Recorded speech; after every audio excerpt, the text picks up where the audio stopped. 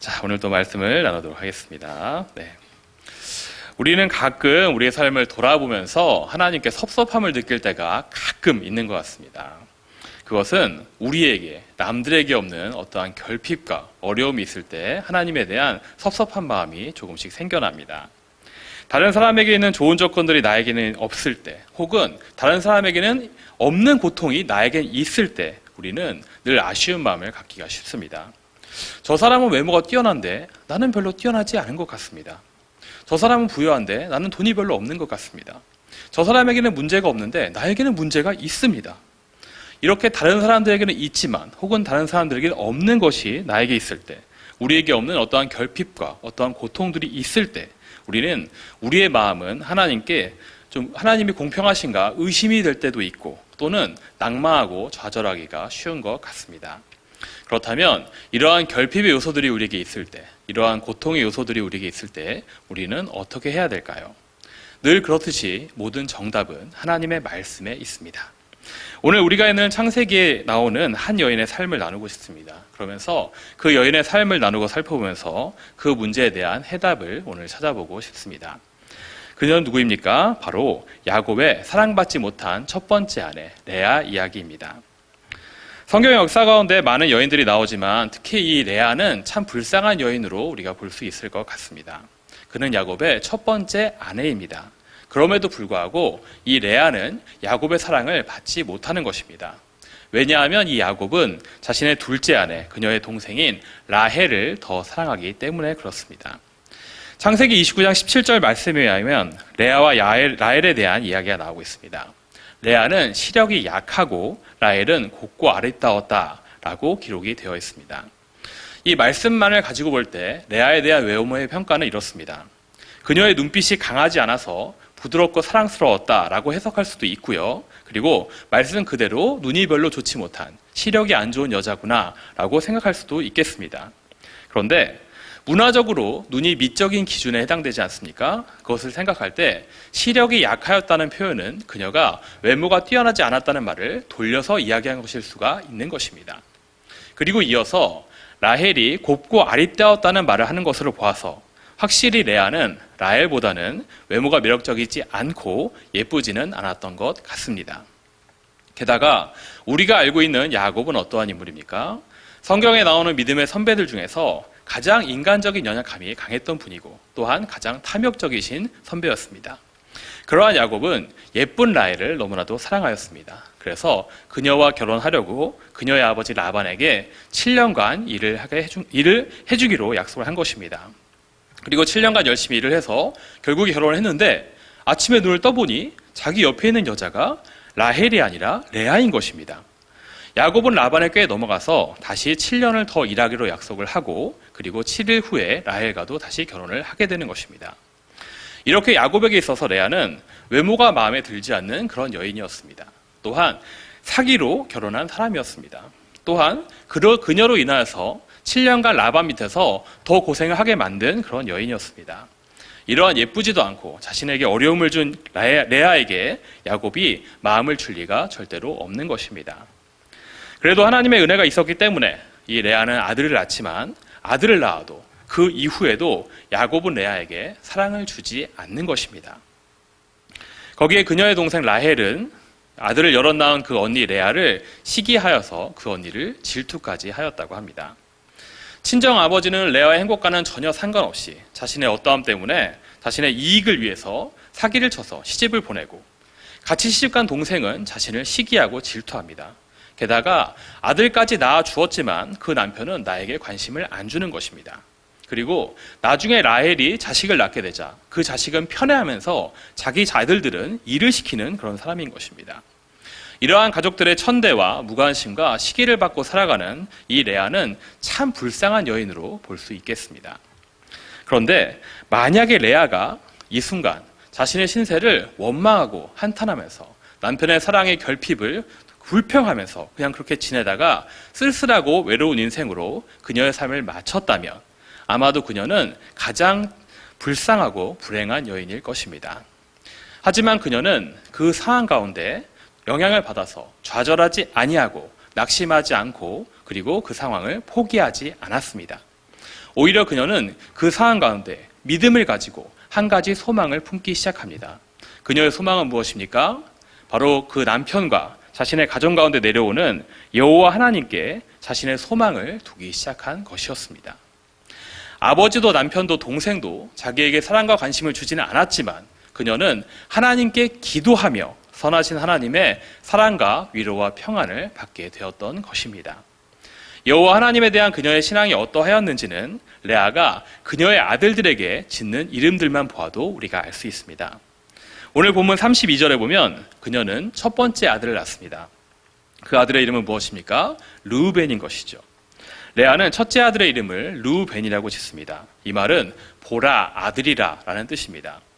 이렇게 자기가 아들을 낳았으니 야곱이 이 아들을 낳은 것을 좀 보고 자신에게 사랑과 관심을 좀 달라는 그런 의미가 담긴 것입니다.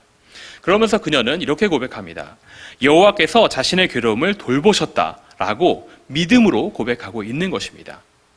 이 레아는 이미 하나님이 자신의 모든 괴로움을 다 돌아보시고 아들을 축복으로 주셨음을 알고 있는 것입니다. 하지만 야곱은 아들을 낳은 레아를 그녀에게 사랑과 관심을 주지 않습니다. 그런데 놀랍게도 하나님은 또다시 레아에게 아들을 주시는 것입니다.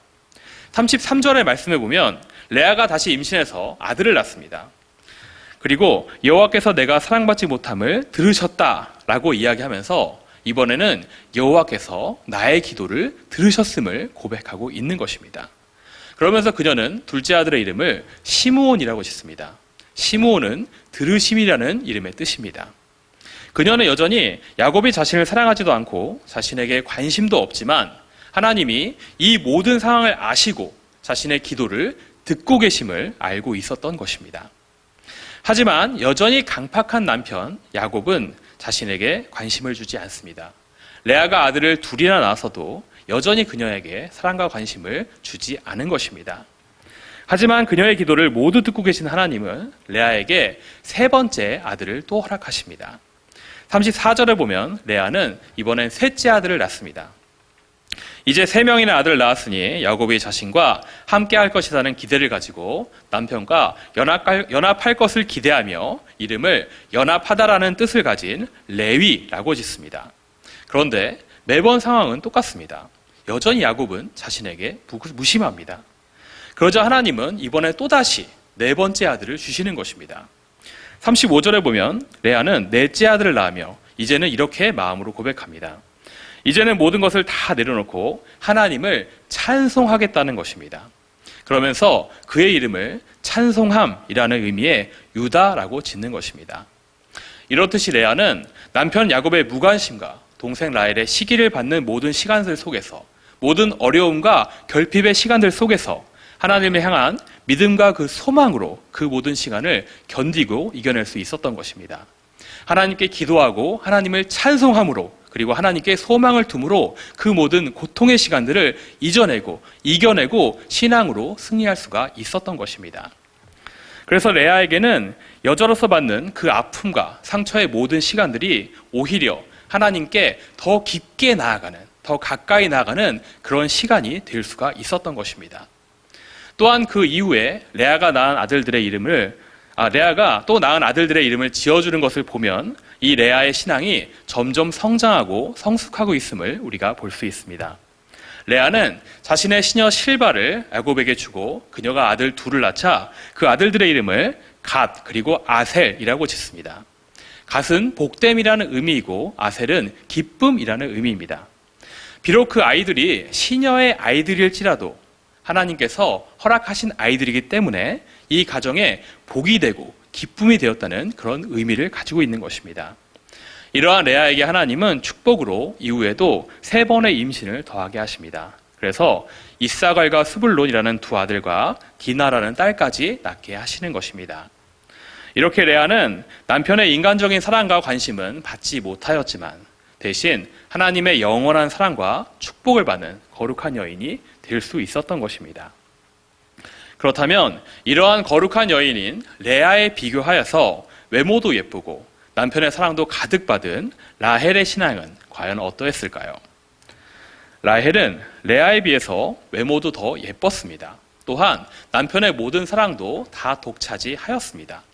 하지만 그것이 오히려 그녀에게는 하나님께 더 가까이 나아가지 못하게 되는 한계가 되어버렸던 것입니다. 이미 그녀는 남편의 사랑과 관심을 독차지하고 있습니다. 그리고 그 자신이 보아도 자신은 여자로서 미모와 매력이 아주 충분합니다. 게다가 레아보다도 더 젊은 것입니다. 상대적으로 자기 언니 레아보다도 그 무엇 하나 아쉬울 것이 없는 것이 바로 라헬이었습니다. 그런데 딱 한 가지 아쉬운 것은 그녀가 아이가 없었다는 것입니다. 레아보다 야곱과 더 많은 시간을 보내어도 임신이 잘 되지 않는 것입니다. 그러다 보니 나중에는 아들이 많은 언니가 질투가 나기 시작합니다.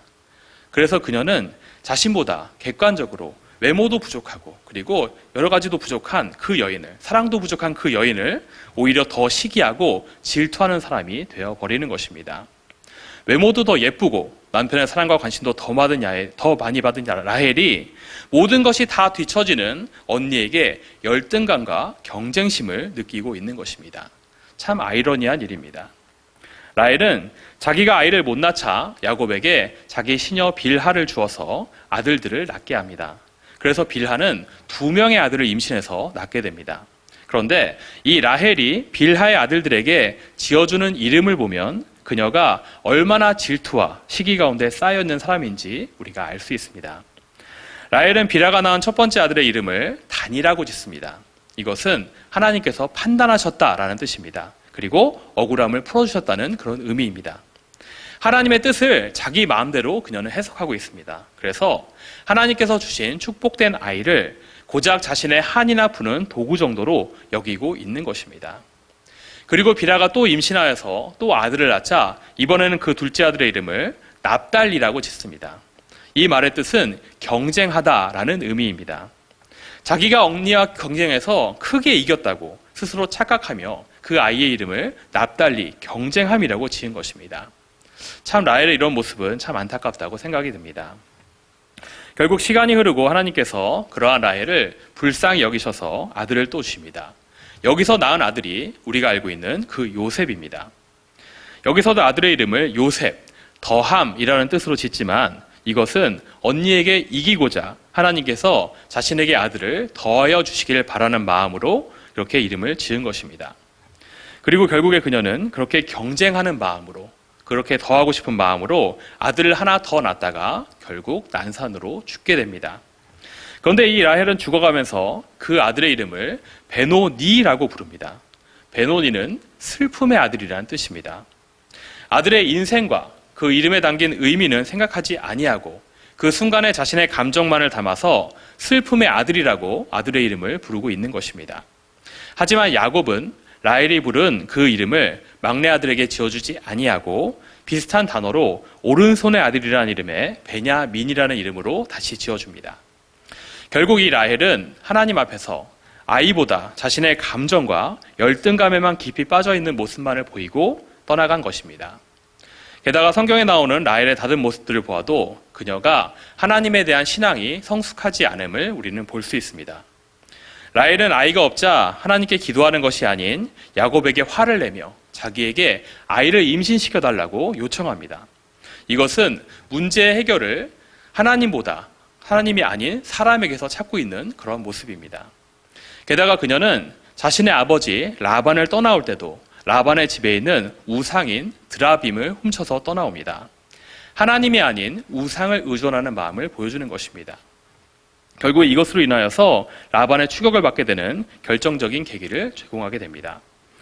라헬의 외모는 비록 아름답고 남편의 사랑과 관심도 독차지하였지만 결국 그녀는 하나님께 간절히 나아가지 못하였고 믿음의 여인으로서 신앙의 성장과 신앙의 성숙을 이루지 못하였습니다. 그래서 라헬은 야곱의 사랑은 비록 많이 받았어도 하나님의 축복을 레아보다 더 많이 받지 못한 것입니다. 하지만 레아는 야곱의 사랑은 못 받았지만 오히려 그 사랑의 결핍이 하나님을 찾게 되는 계기가 됩니다. 그래서 오히려 이후에는 라헬보다 비교할 수 없는 하나님의 축복을 가득 받게 된 것입니다. 사랑하는 성도 여러분, 어떻게 보면 우리에게 주어진 그 결핍과 그리고 없는 그 고통들은 하나님의 은혜를 여는 도구가 될 수가 있는 것입니다. 예전에 저는 교회에서 함께 단체 관람을 하였던 부활 그 증거라는 영화를 본 적이 있습니다. 그 영화의 인터뷰 가운데 아직까지도 가장 인상에 남았던 간증이 하나 있었습니다. 그것은 그 교회에 암에 걸린 자매가 자기가 암에 걸렸기 때문에 예수님을 만나서 영접하고 부활의 소망을 얻게 되었기 때문에 자기가 암에 걸린 것이 하나님의 선물이라고 고백하고 있는 것입니다. 그 자매는 항암 치료를 80회 이상 하면서도 암을 구원의 길로 인도함을 받은 은혜와 감사로 여기고 있었습니다.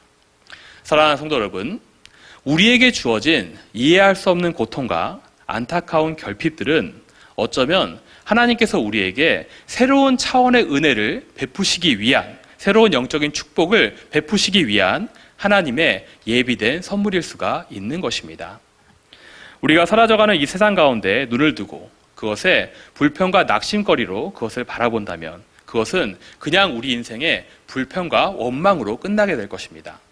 하지만 우리가 영원한 천국을 바라보며 그것을 감사와 은혜로 여기는, 그리고 하나님의 은혜로 인도하는 통로로 여긴다면 하나님은 반드시 그 고통과 결핍을 통해서 우리의 삶에 새로운 차원의 놀라운 축복을 부어주실 것입니다.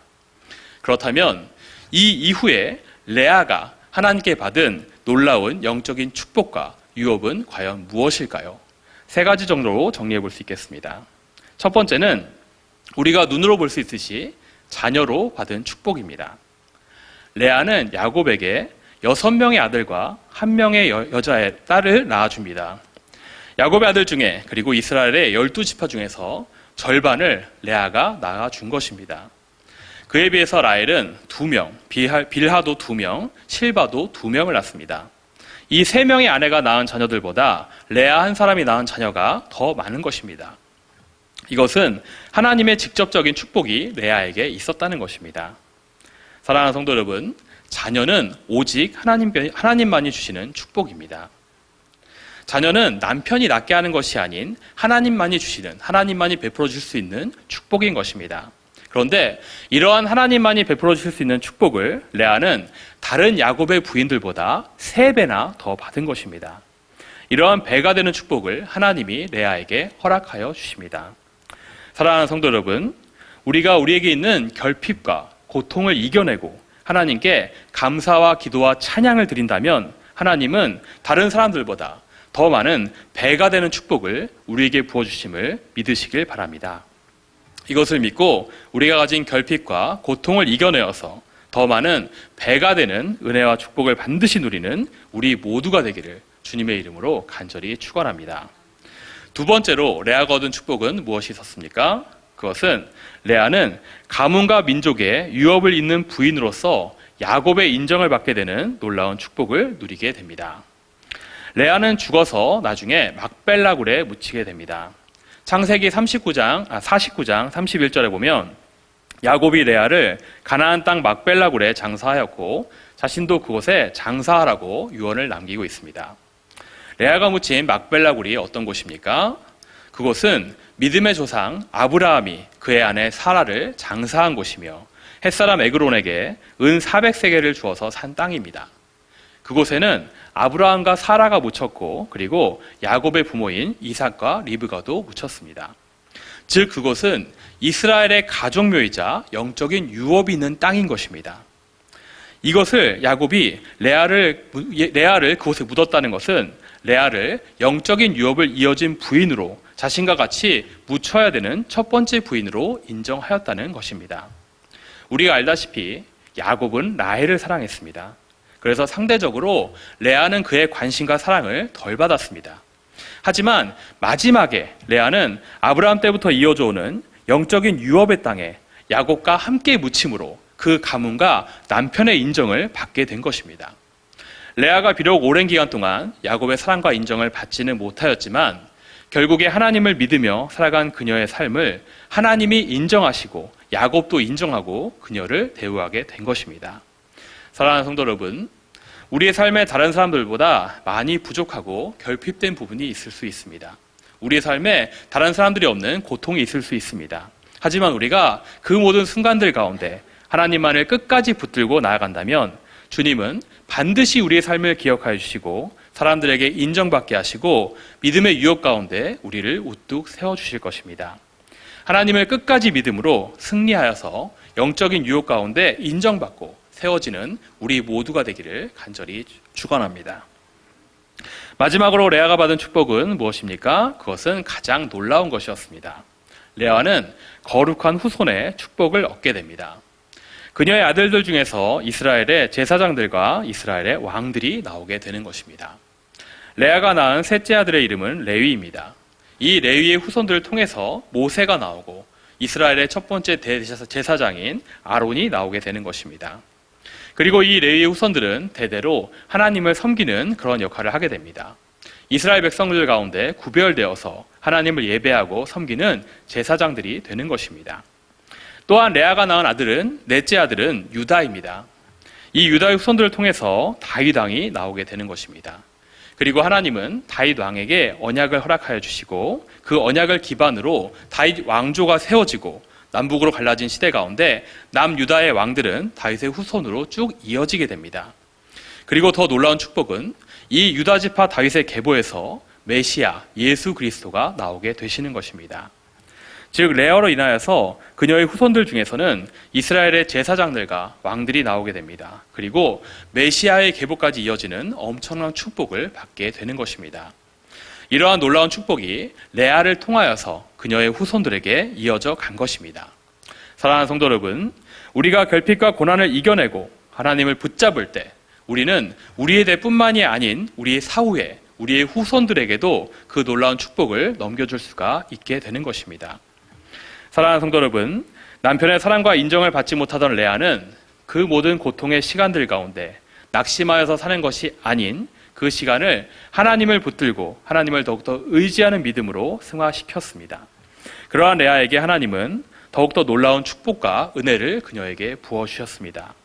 사랑하는 성도 여러분, 우리도 이제는 하나님께서 주신 그 결핍과 그 고통의 시간을 은혜의 통로로 삼는 믿음의 태도가 필요한 것입니다.